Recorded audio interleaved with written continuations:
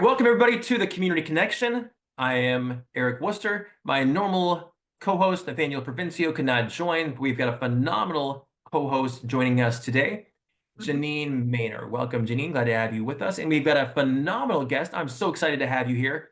James Dyke, Jim, former Virginia Secretary of Education. Thank you so much for joining us for a conversation today on the Community Connection. We are so honored to have you here. And what an honor to be here with you, Jim. I just want to jump right in. Talk to us about your background and the path that led you to being Secretary of Education. I mean, was it a path you walked down willingly, or how did that happen? Well, to put some context here, I was actually born in the District of Columbia, raised in Prince George's County, Maryland, and live now in Virginia. So I've been in this region my entire life. And my two great loves have been law and politics, and I figured this was probably the best place to be. I went to school, just once again to give you some context, in Prince George's County, Maryland, at a time when the schools were segregated. And I used to have to, people talk about riding a school bus to get to a segregated school. Well, we lived on a farm in Prince George's County, and I had to catch a Greyhound bus and ride that for miles, and then get off that, and then get on the school bus to go to one of the two schools that blacks could attend. And Wow. I then went to Howard University and Howard Law School. And one of the things that sort of shaped, HU? yes, yes. Did you go to Howard? No, I just know you're supposed to say, you know. Okay, and went to Howard and Howard Law School. Now, to put some context on that, when I was going through high school, my favorite subject was math, and I was very good in that. And I was planning to maybe go and study that in college. But then, as a teenager, and I'm dating myself a little bit here, I attended the March on Washington and heard Dr. King give his address.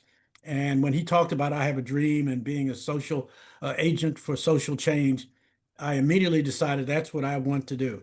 And I wanted to get a legal background and try to make policy so that I could help make Dr. King's dream and my dream come true. I wound up going to law school.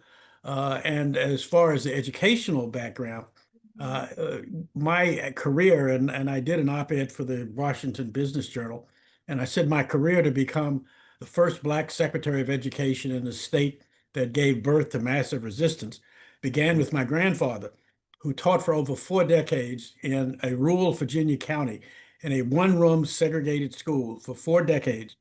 And he basically got instilled in our family a belief for how important education was. My mother was a public school teacher in the District of Columbia for over 30 years. And when I was growing up, she had stressed to me the importance of getting an education. She had gone to DC Minor Teachers College, which was the only school that blacks could go to become teachers. And she had worked awfully hard to become a teacher. And she told me, Jim, I want you to get the best possible education you can. It makes a difference in giving you the opportunity to be whatever you want. And she shared with me a little story that I've shared on many occasions. She says, Jim, I'm going to give you two choices. One, you can get a good quality education and work to make this a better world, to fight for social change and to make sure everybody has access to a quality education. Or two, I will kill you. I was not a Rhodes Scholar, but I figured I needed to go with door number one. So I focused on getting the best possible education I could. She and my father, who was from rural Virginia, as I mentioned, where my grandfather was from. And at the time that he grew up, he did not have the opportunity to go beyond high school. And there were few opportunities available for Black men at that point. But even though he was not able to go to college, he wanted to make sure that I had the opportunity to get as much education as I could and to really make a difference in the world. As a result of that, I became a lawyer. I clerked for Spotswood Robinson on the U.S. Court of Appeals in the District of Columbia. And the tie-in there is that if you know your Virginia history, Spotswood Robinson, before he became a judge, was a noted civil rights attorney who worked with Thurgood Marshall and Oliver Hill, and really worked very hard to end segregation in Virginia schools. And one area that he was particularly focused on was Prince Edward County, Virginia, which is down near Farmville. I don't know if you're familiar with the geography of Virginia, but Prince Edward County was ground zero for massive resistance. That came about, and it's sort of ironic because in the month of May, we'll be celebrating the 71st anniversary of the Brown v. Board of Education decision, where the Supreme Court said that schools could not be segregated, they had to be integrated. Well, Virginia's response to that was rather than open the public schools, they decided they were going to close them and allow white students to go to private schools, and black students would have to fend for themselves. And that was massive resistance. That was Virginia. Well, Spotswood Robinson was involved in the litigation that helped lead up to Brown v. Board of Education. And because of that, one of the things that was a highlight for me as Secretary of Education was serving as secretary to go to Prince Edward County High School, which has been ground zero for massive resistance, and deliver the commencement address at that high school in front of a fully integrated senior graduating class. And that to me demonstrated that if we put our minds to it and worked hard enough, we could make change, we could make equality and equal access to educational reality in Virginia. So for me, that was a highlight, quite frankly, of my tenure as Secretary of Education. And I committed myself as secretary to try to make sure that everyone had opportunity to have access to a quality education. The one disappointing aspect of that was my mother, unfortunately, was not able to live long enough to see me serve as Secretary of Education. She did see me serve on the State Board of Education for several years, from that position, Governor Wilder appointed me as secretary. She was not around, but my father was there.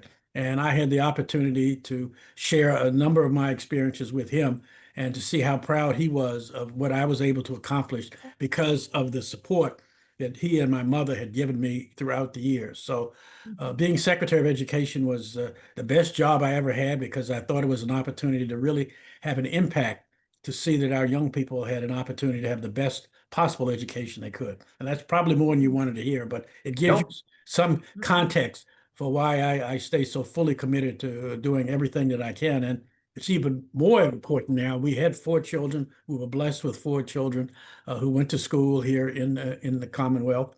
But we now have 9 grandchildren, 5 of whom Wow. go to school here in the Commonwealth, 2 in Prince William County and 3 in Culpeper.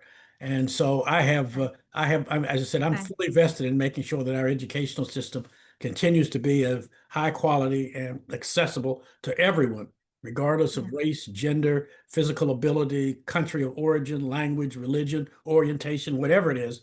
You need to have a quality education to be fully productive in this global economy in which we find ourselves. Jim, I want to dig in a little bit more. So you didn't give us enough. So I want some more. I want the second story. Okay. So what got you from Howard to being the Secretary of Education? I was going to say, coming out of law school, and I went into the military for a short period of time after law school because I had gotten a deferment to go to law school. And then I joined the Covington and Burling law firm in Washington. And as I mentioned, my mother was a teacher, so I always had an interest in education, but I also had an interest in policy and politics. And so I got involved in the District of Columbia working in some political campaigns and as well as having some clients in that area. And I had a chance to work to help shape some policy on education. I also was, and this is a circuitous route, but while I was at Covington as a baby lawyer, I got involved in national politics and wound up being the general counsel for the Democratic Party's platform committee in 1976. And in that capacity, I was very much involved in shaping policy, obviously education, every issue that a president has to run on. And after the party nominated Jimmy Carter to be president, he selected then Senator Walter Mondale to be his vice presidential running mate. Now, while I was serving as general counsel for the platform committee, I was involved in hearings all over the country, got to know all about the policies, the politics, the whole 9 yards. And at the time, the chairman of the Democratic National Committee was a lawyer by the name of Bob Strauss out of Texas. I don't know if you remember Robert Strauss or not, but he was a big Texas guy who did things in the Texas way. And he was very proud of the work that I had done. And he'd go around and introduce me. He says, well, this is Jim Dyke. Says he ain't much, but he's all I got. But he promoted me and told me about politics and how to get things done in that arena. Now, the connection there is that when Mondale was selected as vice president, he had to figure out how he was going to put together his national campaign staff. So Bob Strauss went to him and says, I've got somebody here who knows the politics, Wow. who knows the policy, and you ought to talk to him. And so I met with Senator Mondale, who I'd never met before, and he selected me to be his policy advisor on the campaign. And I traveled with him from the convention through the election. My job on the campaign was to advise him as we'd go 5 cities a day, 6 days a week on the policy and the politics of what was going on. And we got to work together and to know one another very well. When he became vice president, he asked me to come work for him in the White House as his domestic policy advisor. Now, in that capacity, I worked on a number of issues, one of which obviously was education, which was a Yeah. big issue for Mondale. And one of the big issues that Jimmy Carter campaigned on was the creation of a federal Department of Education. And so I was working on that quite extensively. And in fact, to borrow a line from the play Hamilton, I was in the room where it happened. We were actually putting together the outline of a department and what it was going to do, what its mission was going to be. The fact that given that some states like Virginia had taken massive resistance and done a lot of other things, one of the missions we wanted to have was that the federal government would have a role of monitoring what the states were doing to make sure that every student in the country had access to a quality education, that they were not denied that education because of economic status or anything. That was a key mission of the department. Another key mission was to do research, to promote research so we know the best way to help prepare our students, to prepare our teachers, to use our educational system as a way of generating research and growing our economy and growing our knowledge, and to also help us set some standards, some national standards for what the states ought to be trying to accomplish. Now, we realize that the states have the primary role for education. I think at its most, the federal government provides maybe 10 to 12% of funding for education. The rest of it comes at the state and local level. But the federal role is focused on providing standards, access, and research. And we put together that department for that specific purpose. And it has been working very well to accomplish that. And that's why all this discussion now about dismantling it and breaking it up and getting rid of it, to me, makes no sense at all, because education is the most important thing we can provide. It is something that makes a difference in everybody's life. And from a historical perspective, going back to the segregation that I mentioned, one of the things that proves to us how important and valuable education is, if you go back to the days of slavery, the worst crime you could commit was to teach a slave Teach to read, to read. because people recognize that once a person is educated, there's no way you're going to hold them down. And so that shows you just how important education is. It makes a difference. And that's why we wanted to make sure that the federal government was leading the way to make sure that we provided that opportunity for everyone. And that was sort of driving me as I served as secretary. When I left the federal government, I went back into law practice, but I also stayed involved in policy issues. And I subsequently, and this ties back to my platform days, when I was general counsel for the platform committee, I had a young lawyer from Virginia working for me, a fellow by the name of Chuck Robb, who you may recall, married a daughter of the President of the United States. And Chuck and I got to be good friends. And when he was elected governor of Virginia, he reached out to me and asked me if I would come and be involved in Virginia.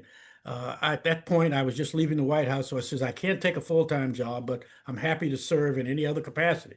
So he reached out and appointed me to the State Board of Education. And I served on that board for 5 years. It was while I was serving on that board that I also established a relationship with then Lieutenant Governor Doug Wilder, and was advising him on issues related to education and a few other things. When he was elected as the first Black governor in the nation, and put together his cabinet, he reached out to me and asked me if I would serve as his Secretary of Education.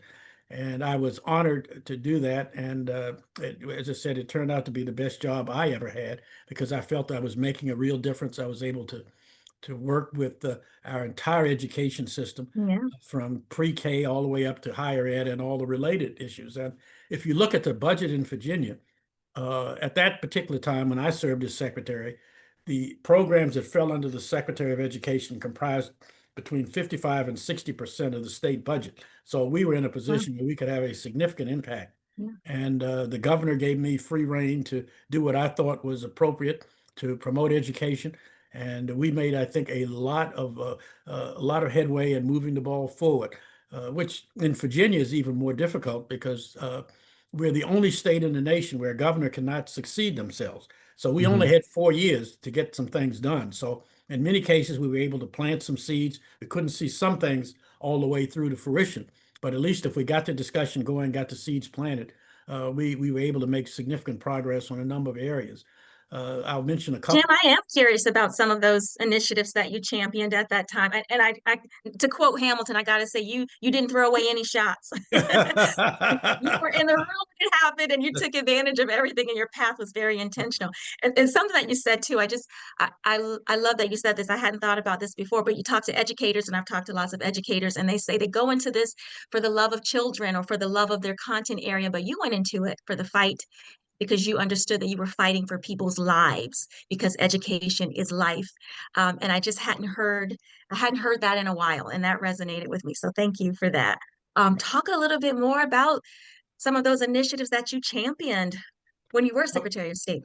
One initiative has to do with the at-risk students in the Is that Commonwealth. the research you were talking about that Well, was well, happening? not only the research, but also funding for Uh-huh. districts that had a number of at-risk kids, because it takes more money to educate students who are at risk to provide them Yes. with the type of quality of education that they need. And Virginia's had a pretty complicated education school funding formula. The local composite index, you're probably very much familiar with that, and it's antiquated. It doesn't really get the money to the Mhm. communities to reflect what their individual needs are.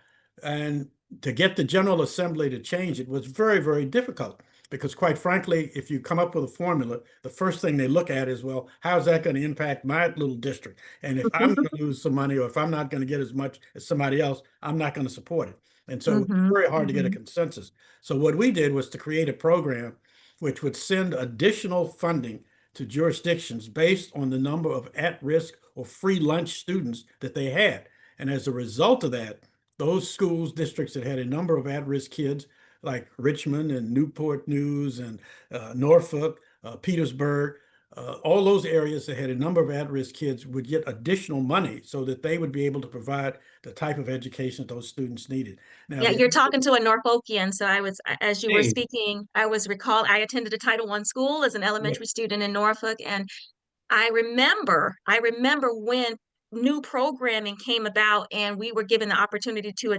attend enrichment classes off campus. So I was bused to a satellite location to attend classes like wood shop and French and German. And that was in Norfolk Public Schools, and that was just it was wonderful. And we got to do it during the summer. So it sounds like that's the sort of thing that yeah, you were making to happen. Well, that thank came you, Jim. that came about because Governor Wilder put forth that initiative. We worked with him. We said, what can we do to get more money in there? That is now one of the most important programs we have in Virginia. It's been expanded beyond what we were able to do with it. And we were able to now see a number of districts get additional money to help address that issue. Wow. Another thing that we did, and this went beyond education, but just generally in good fiscal management, when we came into office, the governor inherited, unfortunately, a $2.5 billion hole in the budget. They had projected certain revenues to come in during the preceding year, and they had not developed. And so we came in immediately with a budget crisis. Instead of having, a lot of money you could spend on a lot of things, we had to figure out how to use less money. Now that seemingly is a crisis. However, it also presented an opportunity because, quite frankly, it gave us an opportunity to go in and look at everything we were doing and to figure out what was working and what wasn't. There were some things that were Hmm. getting funded. Quite frankly, there might have been a great idea 30 Hmm. years ago, but they weren't Right. working now. And so we were Hmm. able to kind of rechannel where the funding went, send it to programs like that at-risk funding that needed it and that could move forward. And as a result of that, we basically have attacked this whole fiscal distress issue in a way that was very positive for the Commonwealth because we were able, quite frankly, to get some things done that we could not have gotten done had we not been in a crisis situation. One of the things we did, which you will hear even today, in fact, I was at a hearing with the General Assembly a few days ago, and someone was talking about the rainy day fund. Well, that was created under Governor Wilder, which basically says in order to make sure that you got money set aside if you have a crisis like the one we inherited, we Mhm. established a fund that the Commonwealth would put money into every year to set aside so you would have it if you ran into a fiscal situation where you needed some money. Right now, that is sort of the golden rule in Virginia is the rainy day fund. And putting that in place and making tough fiscal decisions. During that time, we were the only state that was ever selected as the best fiscally managed state in the nation 2 years in a row under Governor Wilder because we were willing to take that step and to be aggressive. We also promoted the need to support our historically Black colleges and universities in Virginia. We worked very hard to make sure that we had a diverse teaching force, to make sure that we had diversity as far as leadership of our colleges and universities. One of the things I remember saying to a number of my presidents in the various universities was, I want you to work as hard on getting more Black professors, faculty members, and administrators as you work on getting power forwards and centers and point guards for your athletic teams. I want that same level of commitment because you seem to be able to find them. I want you to be able to find folks, women, minorities, those who traditionally have been locked out of leadership. You needed to make sure that they were part of that so they could be there as role models for those students that we were trying to educate, to show, hey, somebody who looks like me was able to accomplish that. Maybe I can do the same thing. Just setting a tone. We also work to make sure that people had access to education at the higher ed level. One of the problems we inherited was, and I don't know how familiar you are with the whole articulation agreement situation. We've got a number of people now, especially today, going to community colleges and getting Mhm. certifications and degrees and what have you. Mhm. But they were having trouble transferring their Yeah, credits from a community college to a to the four-year 4 year. institution Mhm. because we didn't have any kind of articulation agreements. So Okay. I realized early on that that was something that needed to be addressed. So what I did was I convened a meeting down at the University of Virginia and had all the leadership from around the state who had any input into this, from our universities, 4 years and 2 years. And I said, we're going into this room. I'm going to lock the door and we're not coming out until we have a framework for an articulation agreement. And we came out with one.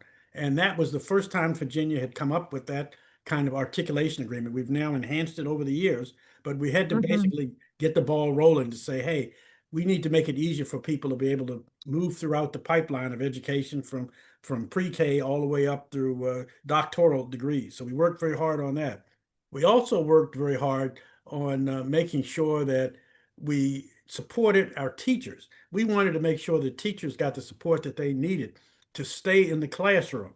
And that meant making sure we had the best possible teachers in the classroom, that we made sure that they got the best possible education they could, to be prepared to be teachers, that we would support them, that we would make sure they had professional development so they were able to Mhm. keep up with the latest trends and be even better teachers.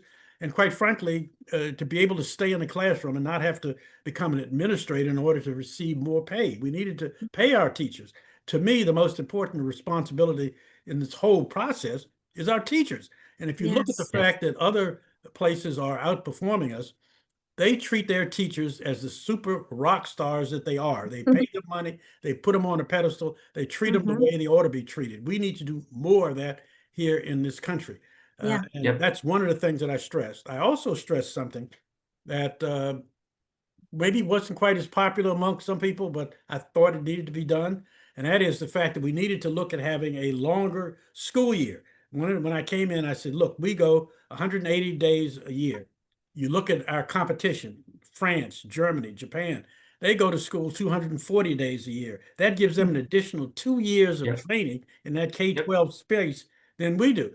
And our problem was we had a system that was based on an agrarian economy, which may have Yep. worked back in 1780, but it's not Yeah. working now because the Right. kids don't need 3 months off in the summer to go work Mhm. crops. And you've been in the classroom long enough to know that when they Mhm. come back in September after having been off 3 months, you got to Yeah. spend time getting them back to Yep. where they were when they left. Mhm. My Mhm. idea was let's break up that calendar, have shorter breaks so that they would be constantly being exposed to a learning situation and hopefully they Mm. learn more.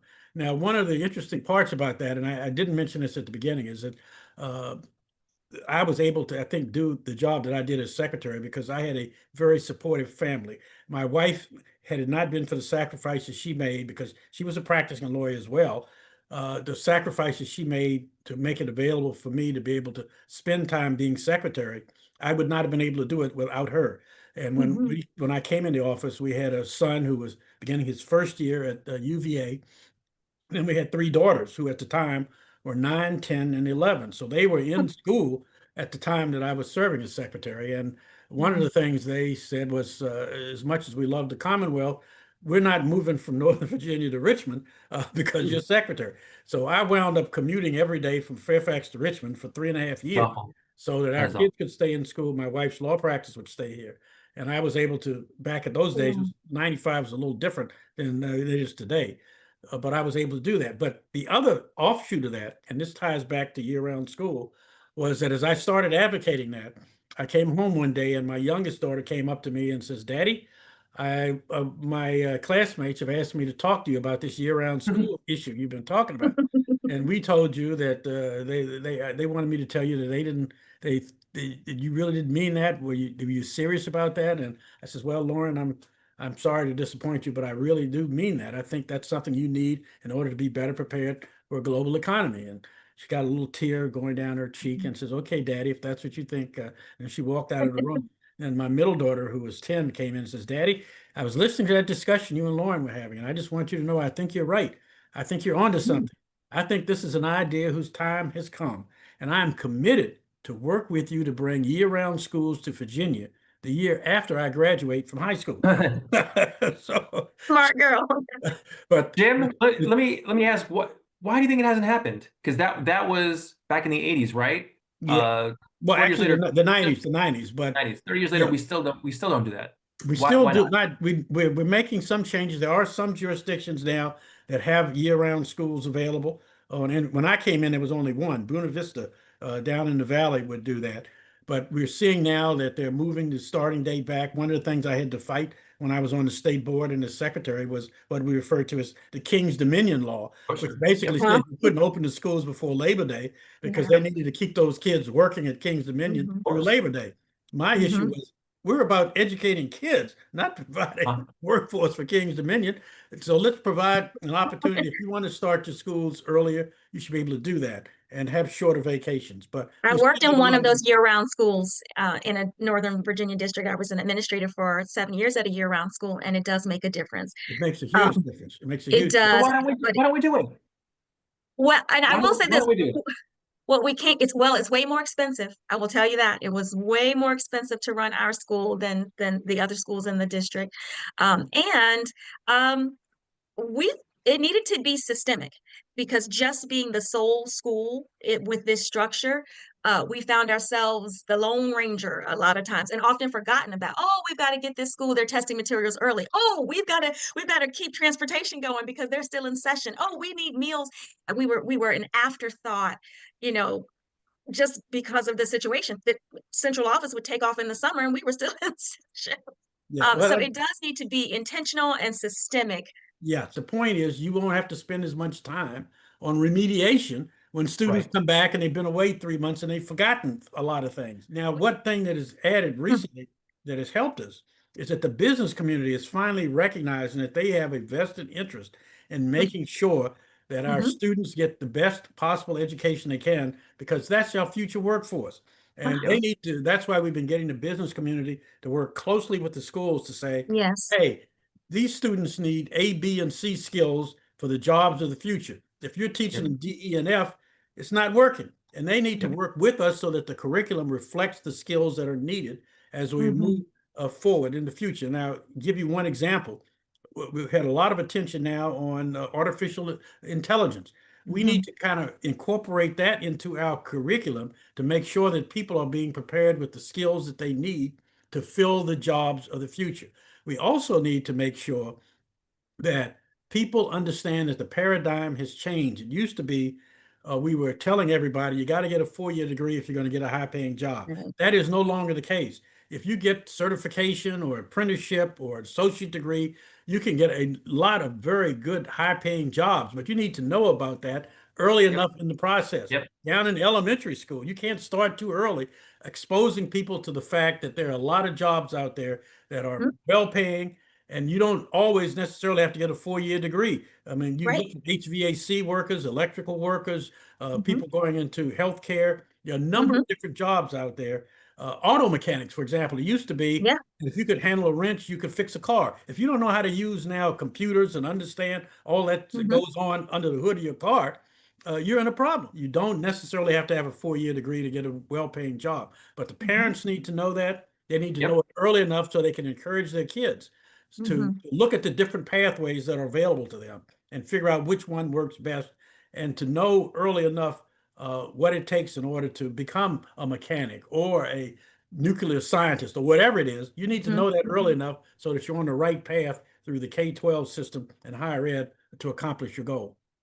And Jim, I agree with that. I That to me is the second big truth you have spoken tonight. One is we need to move to year-round schools. The second is there are multiple ways to succeed in our society, but I think we have this view of if you don't go to college, you are a failure. It's like you said, there are people who leave with no debt because they didn't go to a 4-year because they didn't need to. They went to a great community college, great vocational technology program, and they can make a lot of money and be extremely successful by pursuing those passions. And there's nothing wrong with that. That's a positive experience for them. Okay, and it also Do you ties think in it what I may? said about articulation because Mm-hmm. dual enrollment, if we have kids in high school taking Yes. college level courses while they're in school at a time when Hmm. it's much more economical for them to do it. And to the extent they can build up some Yes. credits at that K-12 system, which they can then Hmm. transfer to higher ed, they spend Hmm. this time paying that tuition you have to pay at higher ed. So there are a lot of good ways to do that. And it also means we need to focus a positive light. It used to be people thought of career technical education as shop, and we Yep. don't want to be Yep. bought. Yep. That's no longer the case. That area is full of opportunities to have Yes. high-paying jobs, and it needs to get support. We need to Yep. support those teachers. We need to get more teachers in there. But speaking of teachers, let me get back on that a little bit. We need to make sure we're getting people into the teaching profession. We need to identify our best students Yes. in college and Yes. get them on the path to become teachers, and to recognize that we need people in the classroom that reflect the people that they know and live with. For example, we need more minority men, for example, in the classroom as role models. And we need to make sure that we treat those teachers with the respect and support they need, to pay them decent salaries so they can live and not have to Yep. have second jobs, and Yep. devote themselves totally to educating our kids. There's no more important role in life than teaching a young person and preparing them for the Ah, future. Hmm. Dan, since the pandemic, we've sort of broadened our view of who can be a teacher. I mean, now there are different ways to, to become a teacher. We have teachers in the class, temporary teachers in the classroom, teachers who only have a bachelor's and don't have, their teaching license, but they're given these provisional Yeah, licenses to teach, and many of them are very successful. I've worked with them. yeah. Do you think we've done that enough? Are we limiting ourselves by only allowing teachers with 4-year degrees to be licensed? We need to expand that. I mean, there are people who've gotten, for example, coming out of the military who have skills and talents that can be Right. utilized in the classroom. We need to make it easier for them to do that. We need to recognize that we can have some part-time, especially now when we're talking about the various skills as it relates to AI or technology or things of that nature. There's some people out there who could be very effective in the classroom who may not be doing it full time, but they are able to bring skills to the classroom. We should Yeah, make it easier to get them in there. Now, we certainly have to give them some background in pedagogy and teach them how to absolutely. manage a classroom and things of yep. that nature, because clearly there are a lot Absolutely. of skills that go along with being a teacher. Yeah. But we can provide that, is to have our more experienced teachers working with Yes. the younger teachers to serve as role models and master teachers Yeah. and bring them along, and reward those master teachers for bringing Yeah. along those teachers, pay them more for But doing like it. you said, representation is important. And so if you want students to see that they can be successful, in going other directions other than college, then, Yeah. what better way to do that than to have those teachers who have lived that experience to be those examples. Yeah, yeah. So we, Yeah. we we have a lot of work to do, but we need to be aggressive about it, and we need to recognize that not everybody wants change, and so you're going to have to be persistent and not run away from it. But Janine, Jim mentioned AI. Do you all do that at the elementary level? Are you incorporating AI? You making sure that our students are going to be set for the future? So, yes, let me say yes. Students are not using it as much as teachers. We have to start with the teachers first. They have to have an understanding and an appreciation of of the tool, first of all. So some of our first experimentation with it was lesson planning. And so I had the chance to show teachers how we could develop a lesson plan, framework, and then we could just, add some meat to those bones. Yeah. So we've had a lot of success with creating lesson plans, especially at the elementary level where you have to teach every content area. It's difficult to plan and to It is. differentiate those plans every day for students. So the AI component has made a huge difference for teachers. Haven't seen it as much for students beyond uh, play opportunities or learning and play opportunities in our STEAM classes. Mhm. But I'm pretty sure at the high school level, have you heard about anything happening at the secondary level with AI? I think we're still getting a grip on it. I think Yeah. we're still trying to figure out how to use it as a tool and not as a replacement. So it's Mm. easy to type in an essay and have it spit a response and turn that in. So I think that's what education, which is always slow in responding to these massive changes, it's how can we use it and not have it replace the skills that we need to be successful. Yeah, and Jim? also making sure that the students are aware of the skills that are needed to fill the AI jobs that are going to be created in the future, to make sure that's Mhm. incorporated into the curriculum as well. Yes. Jim, I want to go back in time a little bit. Um, Throughout our conversation, I think I am just very humbled to even be talking to you. You mentioned working with Governor Wilder, first Black governor. You said you had the goal and achieved that goal, which is phenomenal. First Black Secretary of Education for Virginia. How are you feeling about that? Like back then, put yourself back in that time working for Walter Mondale. How did that feel? Like, what did that mean to you to be involved in American history? Well, it made me feel very humbled, quite frankly, and very proud, but it also made me recognize that I didn't just sort of drop out of the sky and this happened to me. There were a lot Mhm. of people who made sacrifices and who laid the groundwork for me, and I'm standing on the shoulders of others. I mentioned Spotswood Robinson. I'm definitely Mhm. standing on his shoulder. And that meant I had a responsibility as well to not only bask in the glory of having this opportunity, but make sure that I keep the door open so that others can come behind me. But for example, when I became the chair of the Fairfax, at the then Fairfax, it's now the Northern Virginia Chamber, which is the largest individual chamber in the Commonwealth. In the 75-year history of the chamber up until that point, I was the first Black chair of the chamber. To me, that was a great accomplishment. I felt very good about it. And I was asked, well, what do you want to what do you want to accomplish? I says, I want to make sure I'm not the last Black chairman of the Fairfax Chamber. So I want to get people in the pipeline, get them engaged to make sure that the door is open for people who come behind me. It's also the same thing as it relates to fighting for equality amongst the genders. I wanted to make sure that my daughters, and one thing that will get you committed very quickly to women's rights is to have a daughter. And when you have Mhm. three daughters in 2.5 years, like we did, so they were like 1, 2, and 3, you really become very much aware of the fact that you want to make sure that our women, our girls have equal access to education, that they aren't relegated to what we used to do in the old days, that you go take a home ec course, let Johnny take the science course. We need to get Yep. more girls into the STEM programs at early ages, make sure they have the opportunity to succeed and to move forward. And you got to fight for that. And you need to make sure that you keep those doors open. But the short answer is I'm standing on the shoulders of people who made it possible for me to fill these roles. And I want to make sure that people will come behind me. So I use everything I can to make sure I keep the doors open for everybody, but especially for those who traditionally have not had access to the opportunities that I've been privileged to have. Well, I'm just thinking in the 90s, and I started to teach in 1997. And I remember my principal at the time rolling out my TV on wheels and my Janine, film projector. Janine, hold Yeah, on. So yeah. you started teaching when you were like 10 years old? That's I amazing. Wow. good. I Very on love par that with you. answer. Very, Like, very precocious. Impressive.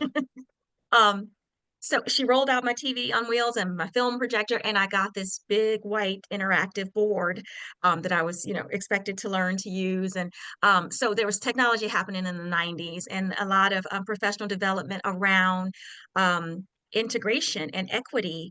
And then, of course, the SOLs were new, like the testing was new for around that time. So, but I'm thinking about today, technology, accountability and testing, That's equity. why are we still here? Why are we still here? The SOLs are a good idea. And quite frankly, we were the ones who initiated that process because before that time, basically they judged schools based on how many books you had in the library or how many staff members you had. And I said, wait a minute, we need to have some accountability here. Can students actually do things?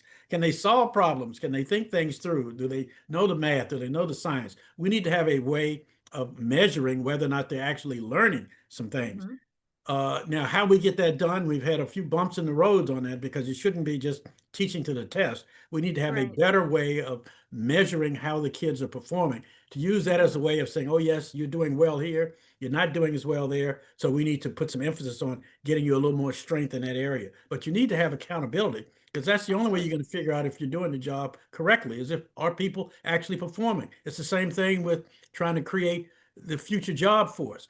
It's one thing to say, okay, you go to college, you get this degree. We need to figure out, are these kids that we're training actually getting jobs? And we need to Yep. have some way of holding the institutions accountable for whether or not they're preparing these students in a way that they're able to get meaningful employment. And you need to You have think the accountability. standardized testing gets at that? Well, it's as long as they're not just teaching to the test. I mean, I think that's where we kind of gotten off track a little bit, quite frankly. We need to figure out a way that we do some periodic testing or assessment of how well people are doing, Absolutely. and that it shouldn't just be teaching to the test. We need to teach them Yeah. how to think and how to work out and solve problems and have a way of measuring that and holding people accountable. I think we can do a better job of how we do that. But the concept Yes. is you've got to have a way of measuring whether or not they're actually getting what it is you're teaching in the classroom. Here, here. Mhm. And maybe AI can help with that because I don't think anybody on the screen thinks a multiple choice test is the best way to measure knowledge, but it is important to have some way our students learning the things we say are important for them to learn. I agree with accountability measures, and we Yeah. need to have some kind of standard for our students to measure their success. Oh, for sure. Now you Mhm. get your question. So, Jim, what I'm asking you, my friend, is what words of inspiration do you have for all of our educators who are watching this right now? Is to continue to pursue being educators. I don't think there's a more important role to play in our economy than education, and we need to support it. That's why I think I made the reference to the fact that other countries put teachers on a pedestal. They treat them Mhm. as rock stars, which they are. They are the ones shaping the future. So I Yes. would encourage people to go into education. I would encourage them to become teachers, to be good principals, to support the education system. And that's what is a little disturbing to me about this department being undone. For one thing, I don't think you can do it by executive fiat, quite frankly. And I think there's going to be some court action related to the fact that the Congress created this department, and they're the ones that are going to have to take it apart and not executive fiat. So that battle is not over yet.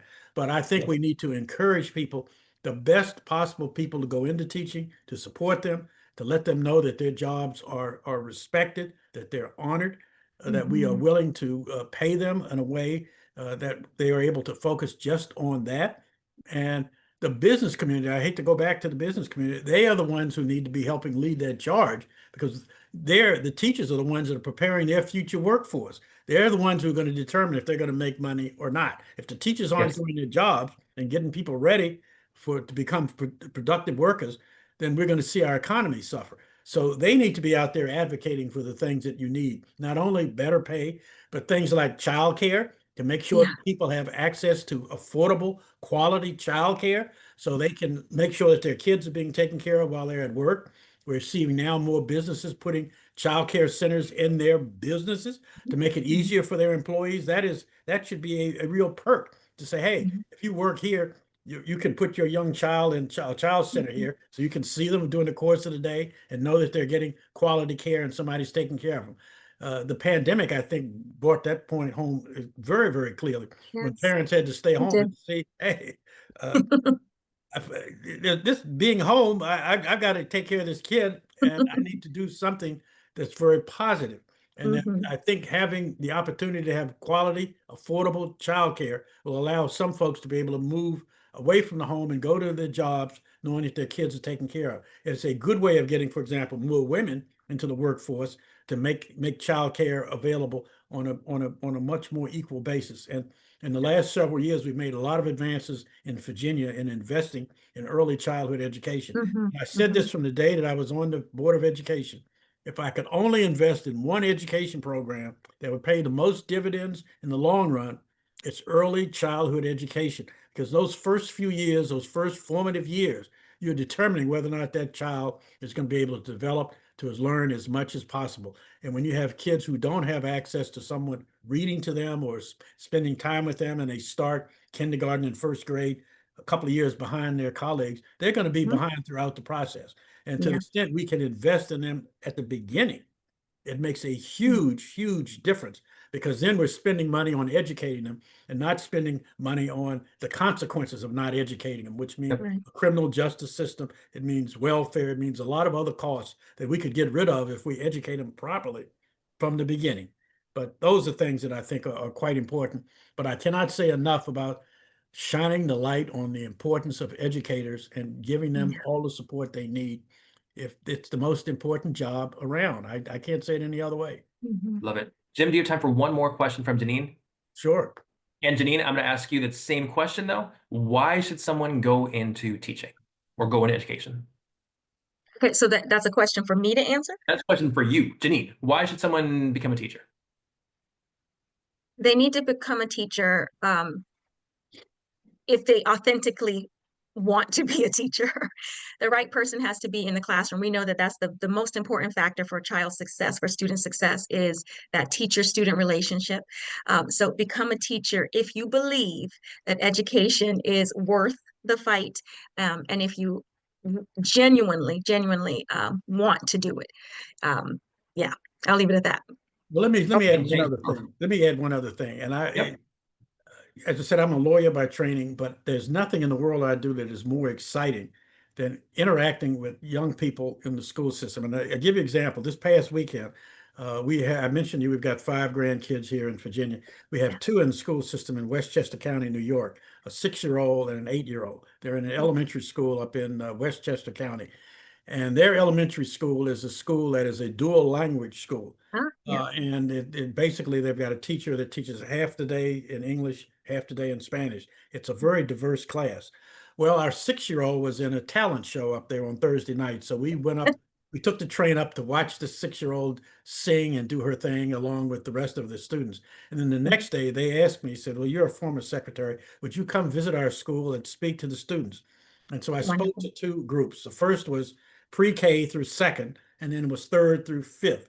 And I shared with them the importance of education and having a chance to have an interchange with those students. And you have to do it in a certain way to kind of get them involved. Yes. So I shared with them how important education was, but I also shared that I had seen Dr. King's speech, and they all knew who Dr. King was, and have a dream.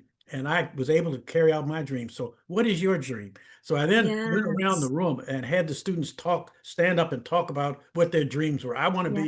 I want to be a scientist. I want to be a firefighter. I want to be a teacher. I want to be a major, whatever's your dream. And to see the excitement in the room. I mean, we were supposed to be Mm-hmm. for 40 minutes. We wound up being there a lot longer because those kids wanted a chance to share Yes. what they wanted to do. They wanted to be recognized. That was one Yes. of the things, going back to being secretary, and I know I'm Yes. taking more of your time. They asked me, would you please come into a classroom, and for reading month or whatever it was, we want you to Mm-hmm. read a book to the class. I says, okay, I'll come in, but I'm doing it a little differently. What I'm going to do is I will read the first page. And then what I'm going to do is call on the students in the room to come up one at a time, and they would read. Some of them did a great job. Others had to stumble. But the point was we supported them. And when they finished, I said, let's give John a round of applause. Let's give Betty a round. She did a great job reading this book. They wanted to get up there and share with their classmates and to read and to Yeah. be excited. And those days when I was commuting, every day from Fairfax to Richmond, sometimes I would say, why in the world am I doing this? And then I'd go in the classroom and interact with students and see their excitement and enthusiasm. Says that's exactly why I'm doing Yep. it. Nothing Because like it. I'm hopefully giving them the understanding that they can be anything they want to be if they put their minds to it, and we're going to encourage you. And it's worth it. I tell you, I had so much fun up there with doing that. Mhm. And that's the beauty of teaching. You're It actually is. impacting kids and making a difference. And the greatest thing that my mother would tell me was, not only teaching these young people, when they come back to you afterwards and say, "Thank you, Mrs. Dyke, for helping make me what I am today. I would not be here had you not given me the right way and had confidence in me and gave me a chance and showed me how to be a better person." Yeah. You can't put a price tag on that. That's a great feeling. It is. And I wished everyone thanked our teachers like that, because they should. Mhm. Janine, do you have a last question for Jim? Any advice? Any advice for educators who may feel the burnout, may feel the pressures of what's happening in the world around us? Any advice for Just keep educators? your head down, keep fighting. We will get through this. I remember seeing something remember, I don't know if you're a fan of NCIS with Which Ducky. one? There's like Well, the original one, the one with Mark Harmon and with Ducky working in. I remember Ducky says, "When you find that you're going through hell, keep going." So this may be some tough times, but we're getting through it. We're going to get through it, and you got to keep pushing ahead and not let these things get you down, because you know that what you're doing is absolutely the right thing, and Mm, profession is just absolutely needed. So don't give up. We're here mm. and have your back the whole way. Janine, thank you so much for joining me as co-host today for this historic episode of the Community Connection. Again, Jim, Thank thank you. you so much for your time today. I've been captivated by hearing your story and all of the great things you have done for education. Really appreciate your time. Thank you for joining Well, us. the things education has done for me, I'm very thankful for it. Thank you.